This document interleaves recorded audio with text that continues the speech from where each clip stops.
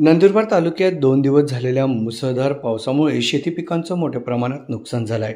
आज सोमवारी सकाळपासूनच माजी मंत्री आमदार डॉक्टर विजयकुमार गावित यांनी नंदुरबार तालुक्यातील नुकसानग्रस्त शेती पिकांची पाहणी सुरू केली.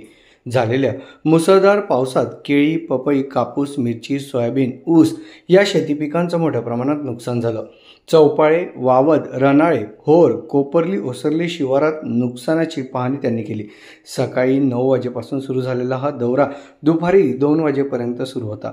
यावेळी माजी जिल्हा परिषद अध्यक्ष डॉक्टर सुप्रिया गावित, भाजपा तालुका अध्यक्ष दीपक पाटील, माजी जिल्हा परिषद सदस्य प्रवीण पाटील, माजी जिल्हा परिषद सदस्य सागर तांबोळी, कोपर्ले गावचे सरपंच विनोद वानखेडे, रजाळेचे सरपंच राजू मराठे, कंडरेचे उपसरपंच लोटन पाटील, प्रफुल्ल पाटील यांच्यासह परिसरातील शेतकरी, ग्रामस्थ आदी उपस्थित होते. पाहणी दरम्यान झालेल्या नुकसानीचे त्वरित पंचनामे करून शासनाकडे पाठपुरावा करण्यासंदर्भात तहसीलदार प्रदीप पवार, गटविकास अधिकारी अनिल बिराडे, तालुका कृषी अधिकारी एस राजपूत, मंडळ कृषी अधिकारी वसंत वळवी, सहाय्यक कृषी अधिकारी उत्सव पाटील आणि ग्रामसेवक तलाठी यांना माजी मंत्री आमदार डॉक्टर विजयकुमार गावित यांनी आदेशित केले आहे.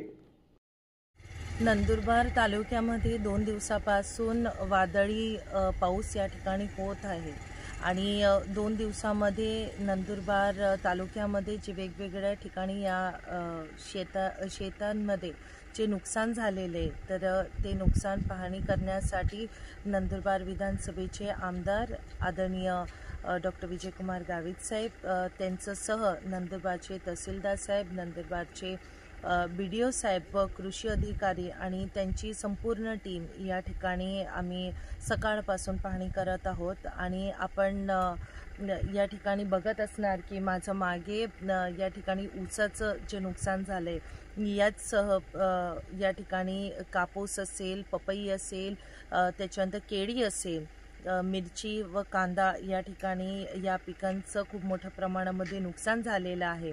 आणि मी व आमदार डॉक्टर विजयकुमार गावित साहेब आमचा हाच प्रयत्न आहे की ज्यांच्या शेतामध्ये या ठिकाणी नुकसान झालेले त्यांचं व्यवस्थितरित्या पंचनामा व्हायला पाहिजे. एकही शेतकरी पंचनामापासून वंचित नाही राहायला पाहिजे. काल आणि परवा 2 दिवस अतिवृष्टी, वादळ वारा मोठ्या प्रमाणामध्ये नंदुरबार मतदारसंघामध्ये झाला आणि ते झाल्यामुळे मोठ्या प्रमाणामध्ये केळीचं, पपईचं, कापसाचं, मिरचीचं, टमाट्याचं असे मोठ्या प्रमाणामध्ये नुकसान झालं आहे. जवळजवळ नंदुरबार तालुक्यामध्ये 400 हेक्टरपेक्षा जास्त पिकांचं नुकसान झालेलं आहे. सध्या पंचनामे ते करतायत आणि हातातोंडाशी आलेला घास हा निघून गेलेला आहे आणि त्याच्यामुळे मोठं नुकसान सोसणं शेतकऱ्यांना कठीण होऊन बसलं आहे. म्हणून शेतकऱ्यांची विनंती आहे की आमचं जे नुकसान झालं आहे त्याची लवकर आम्हाला मदत करावी आणि या पुढच्या काळामध्ये जे संकट नेहमी येतं आहे त्या संकटातून बाहेर काढण्यासाठी काहीतरी उपाययोजना कराव्या अशा पद्धतीची विनंती सर्व शेतकरी बांधवांनी केलेली आहे. त्या अनुषंगानं या 2 दिवसामध्ये या भागातल्या नुकसानीचं पंचनामे करतायत आणि हे पंचनामे झाल्याबरोबर लगेच आम्ही पुन्हा सांगितलं आहे तहसीलदार साहेब असतील, BDO साहेब असतील, ॲग्रिकल्चरचे असतील यांना आणि त्याचबरोबर ग्रामसेवकांना आणि तलाठ्यांना आणि